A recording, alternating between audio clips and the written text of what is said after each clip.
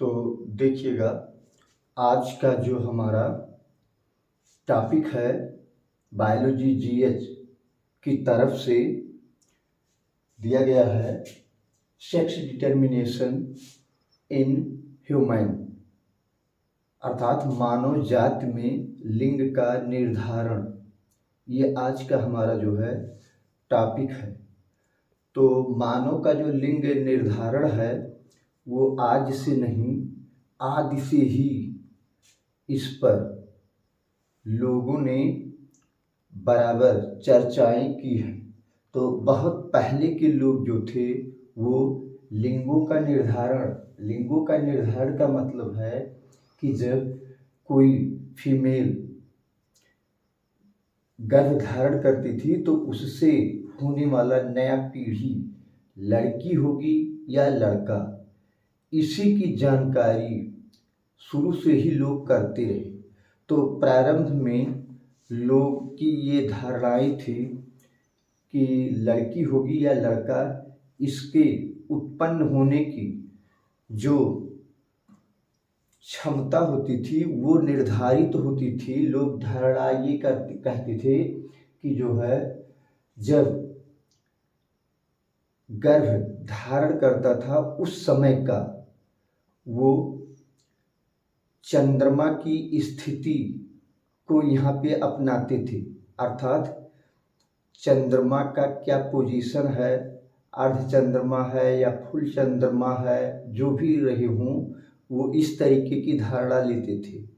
और बहुत सारे लोग उस समय हवा, जो हवा का रुख होता था, उस पर भी अपना अपना विचार उत्पन्न करते थे।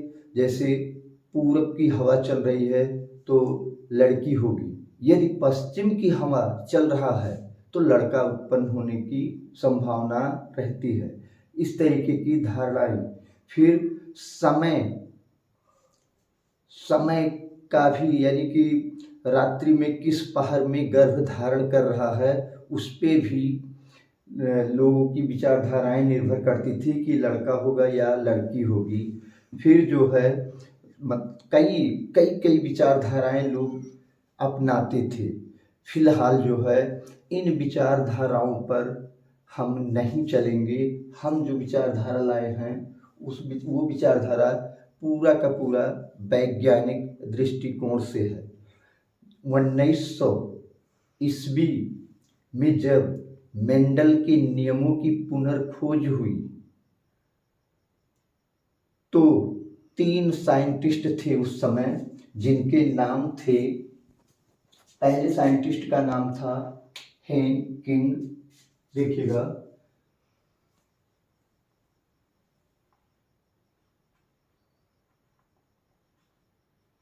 हेन किंग। दूसरे साइंटिस्ट थे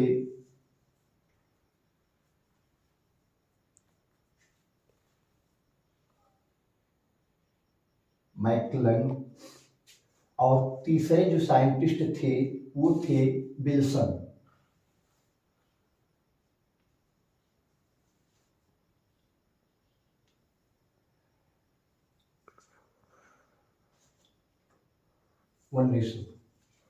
इन तीनों वैज्ञानिकों ने मिलकर लिंग निर्धारण की एक वैज्ञानिक पद्धति को जन्म दिया, जिनमें से जो मैकलन थे, मैकलन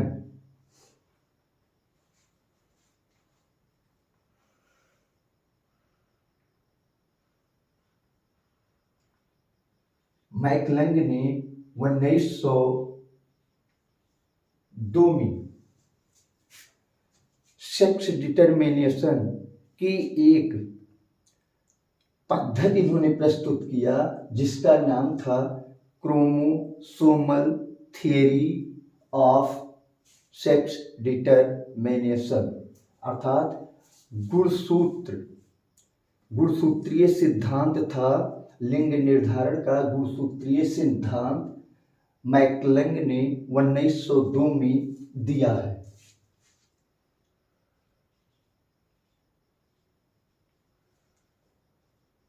क्रोमोसोमल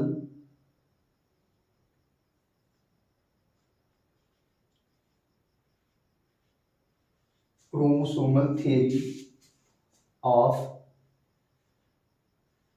सेक्स डिटरमिनेशन।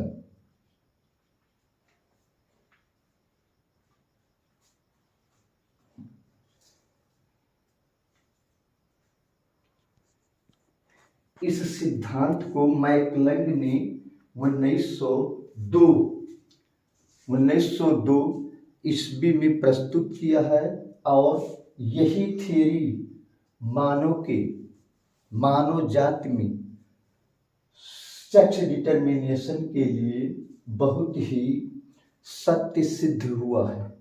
इसी थियरी के आधार पे ही मानव का सेक्स डिटरमिनेशन किया जाता है और ये पूर्ण रूप से मेंडल के नियमों, जैसे मेंडल का नियम जो दिया गया है उसी पर डिपेंड कर रही है।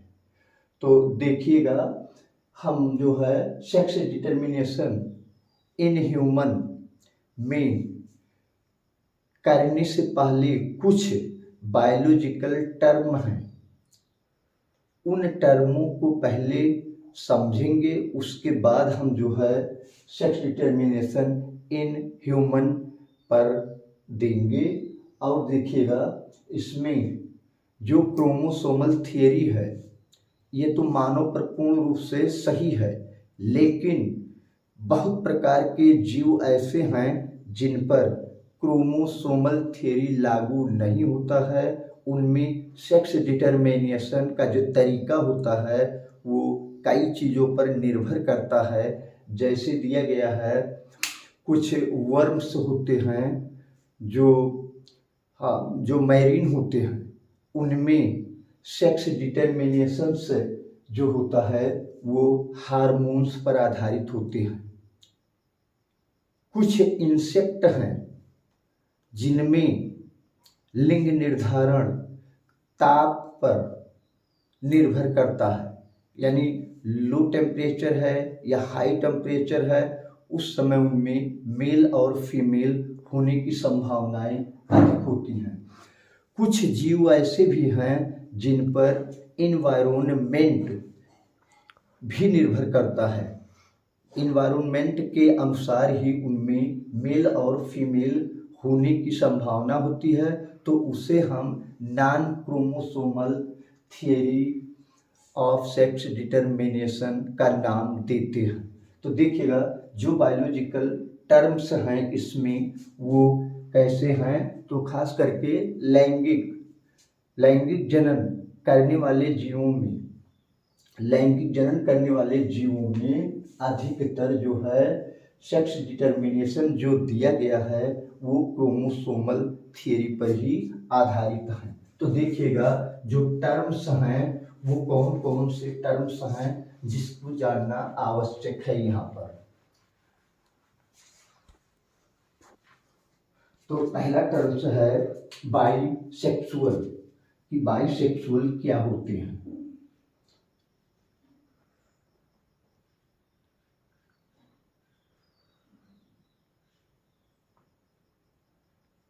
बाइसेक्सुअल को हम जो है कह सकते हैं single organism contain both sex hormone male and female. देखिएगा, इसको हम कह सकते हैं एक ही जीव जिसमें दोनों लिंग पाए जाते हों, जंतु केवल एक ही हो और उसमें दोनों लिंग का कहने का अर्थ है जिस जंतु के शरीर में जो है मेल पार्ट और फीमेल पार्ट दोनों पाए जाते हैं, उसे हम बाइसेक्सुअल जंतु कहेंगे। और इनके उदाहरण जो हैं वो इनके उदाहरण है जो प्लांट होते हैं, हायर प्लांट को हम कह सकते हैं फ्लावरिंग प्लांट, या इसे कह सकते हैं एंजियोस्पर्मिक प्लांट अर्थात आवृतबीजी पौधे। इनमें जो सेक्स ऑर्गन होते हैं वो अधिकतर पौधों में मेल और फीमेल एक ही प्लांट में पाए जाते हैं। फिर जो है हमारा दूसरा है जंतुओं में। तो जंतुओं में जो हमारे लोअर कैटेगरी के एनिमल्स होते हैं, लोअर कैटेगरी के जो एनिमल्स होते हैं उनमें भी ज़्यादातर मेल और फीमेल सेक्स आर्गन एक ही जंतु में पाए जाते हैं। जैसे कुछ एस्के हेलमंथीस के जंतु हैं, नॉन कार्डेटा ही इसमें रहेगा चूंकि निम्न कोटि के जंतु हैं, तो नॉन कार्डेटा अर्थात इनवर्टिब्रेट में। फिर हैं एनिलिडा समूह के संग, एनिलिडा समूह के जंतु भी हैं जिनमें दोनों पार्ट एक ही जंतु में पाए जाते हैं। अब देखिए बाइसेक्सुअल को हम बायोलॉजिकल टर्म्स में हर्माफ्रोडाइट भी कह सकते हैं या इसी को मोनोसियस भी कहते हैं। तो देखिएगा इसको हम हर्माफ्रोडाइट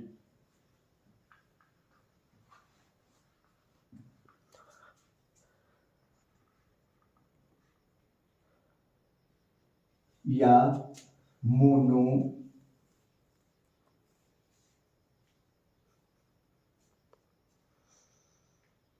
मोनोसियस बताया गया है। Single organism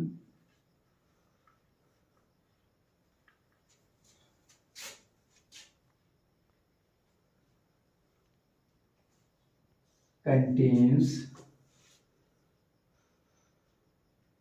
both sex organ, male and female are called bisexual. अब देखिएगा जो दूसरा टर्म है उसे नाम दिया गया है यूनिसेक्सुअल।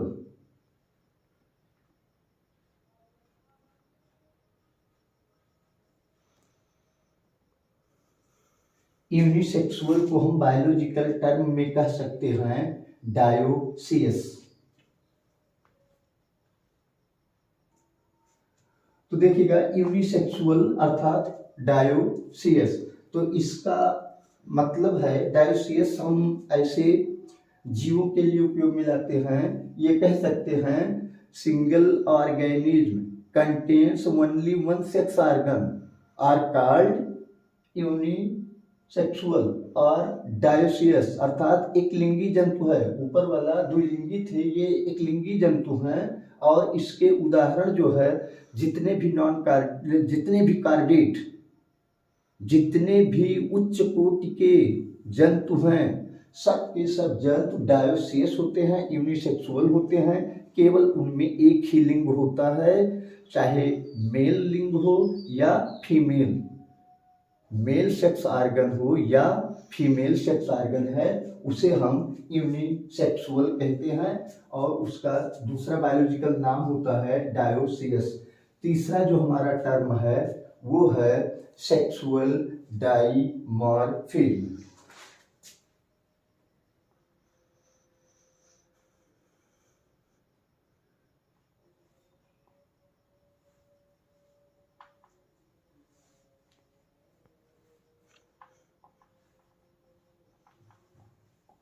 सेक्सुअल डाइमॉर्फिज्म इसका मतलब है लैंगिक द्विरूपता। लैंगिक द्विरूपता का अर्थ होता है हम किसी भी जीव या किसी भी जंतु को दूर से ही देखकर यह पहचान लें कि वह जंतु मेल है या फीमेल है। तो इसके उदाहरण आप खुद ले सकते हैं। जितने जो है हायर एनिमल्स होते हैं उन्हें हम सेक्सुअल डाइमॉर्फिज्म के अंतर्गत लाते हैं और उन्हें हम दूर से ही देखकर पहचान लेते हैं। उनके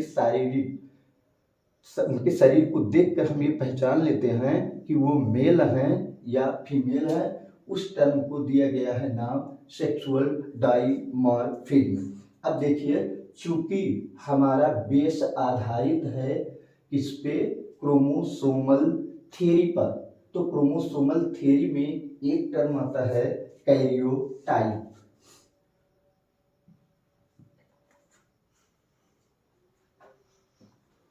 कैरियोटाइप का मतलब होता है गुणसूत्रों का रीअरेंजमेंट। एक तरीके से जो गुणसूत्रों का प्रकटन होता है, रिप्रेजेंटेशन गुणसूत्रों का होता है, वो किस आधार पे होता है, तो इसमें जो है दिखाया जाता है कि number of chromosome, shape, size, structure और उनके विन्यास एक ही जाति के सदस्यों में सारी एक ही जाति के सभी सदस्यों में जो टोटल सोमैटिक सेल होते हैं उनमें ग्रुप ऑफ क्रोमोसोम अर्थात गुणसूत्रों का जो समूह होता है और जो गुणसूत्रों का ढांचा होता है वो इक्वल होता है सभी एक जाति के सारे सदस्यों में, उसे कहा जाता है कैरियोटाइप। तो इसे हम कह सकते हैं the arrangement of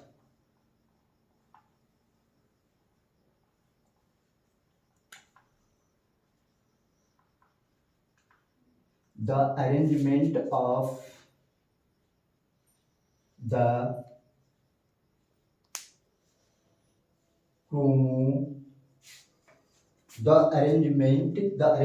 of the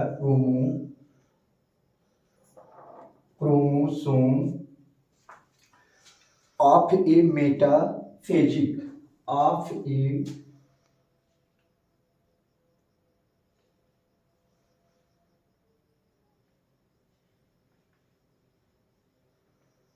metaphasic cell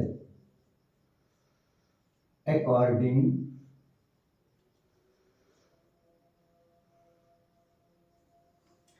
to their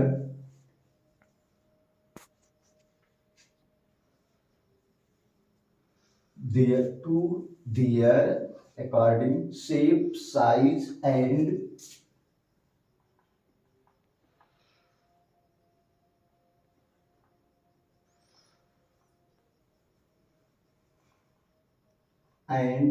structure कह सकते हैं और अथवा कर सकते हैं साइज एंड पोजीशन। स्ट्रक्चर को नहीं बल्कि पोजीशन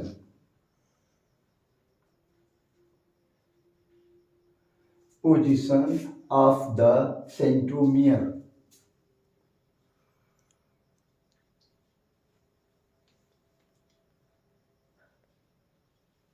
are called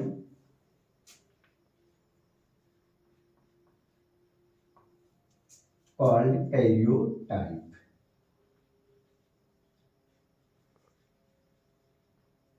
तो ये है कैरियोटाइप। अभी देखिएगा जो हमारा sex determination in human chromosomal theory पर जो आधारित है, इसमें अभी भी बहुत सारे बायोलॉजिकल टर्म्स आएंगे जैसे होमोलोगस क्रोमोसोम,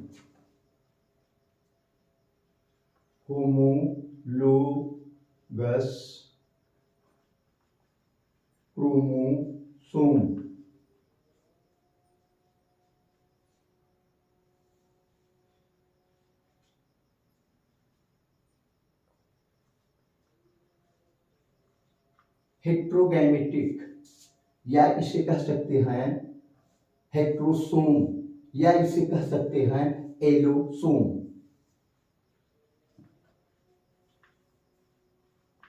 अब देखिएगा होमोलोगस क्रोमोसोम अर्थात समजात गुणसूत्र क्या होते हैं, तो समजात गुणसूत्र होते हैं जो गुणसूत्र होते हैं वो हमेशा जोड़े में रहते हैं।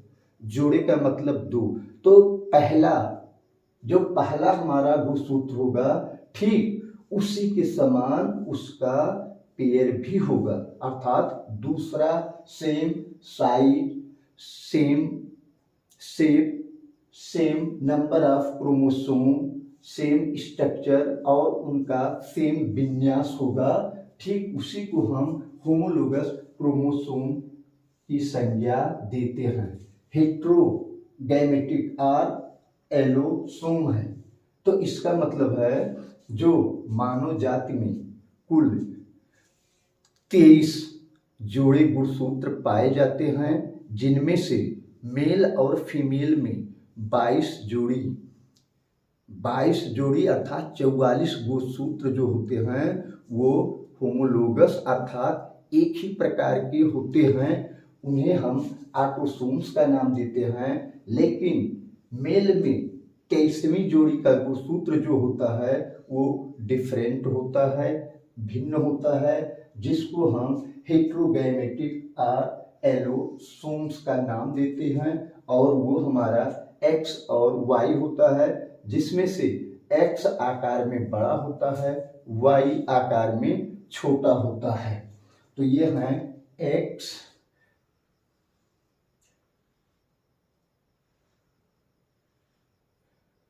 ये X क्रोमोसोम है और ठीक इसी का जोड़ा है Y क्रोमोसोम। ये क्रोमोसोम हेट्रोगैमेटिक एलोसोम कहते हैं और इसी को हम सेक्स डिटरमिनेशंस का गुणसूत्र कहते हैं। यही हमारा सेक्स डिटरमिनेशन में महत्वपूर्ण भूमिका निभाता है। और है किसका? तो ये मेल का है गुणसूत्र। मेल में कुछ इस तरीके के गुणसूत्र पाए जाते हैं। अब इस वीडियो में इतना ही। इसके बाद हम दूसरे पार्ट 2 में हम लिंग का निर्धारण करेंगे। धन्यवाद।